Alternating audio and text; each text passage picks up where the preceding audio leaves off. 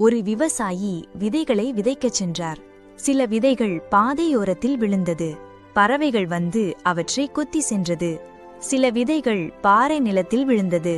அவை முளைத்தது, ஆனால் ஆழமான வேர் இல்லாததால் காய்ந்து போயிற்று. சில விதைகள் முட்செடிகளுக்கு நடுவே விழுந்தது. முட்செடிகள் வளர்ந்து விதைகளை நெருக்கி அவை பலன் கொடுக்காமல் போயிற்று.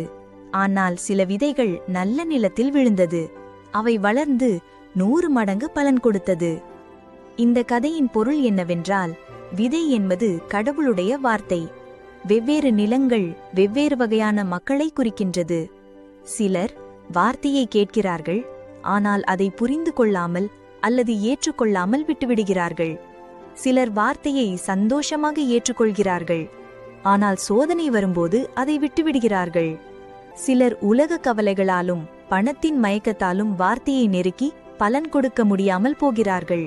ஆனால் சிலர் நல்ல மனதுடன் வார்த்தையை கேட்டு அதை புரிந்து கொண்டு பொறுமையுடன் பலன் கொடுக்கிறார்கள். எனக்கு பிரியமான சகோதரனே சகோதரியே, அற்பமான உலக காரியத்திற்காக நித்திய ஜீவனை இழந்துவிடாதே. நம்மை அழைத்த தேவன் உண்மையுள்ளவர். நம்மை கரம் பிடித்து அழைத்துச் செல்வார். ஆமீன். மேலும் இதுபோன்ற வேதாகம வீடியோக்களுக்கு இந்த சேனலை லைக் பண்ணி சப்ஸ்கிரைப் பண்ணுங்க. Download ShareChat.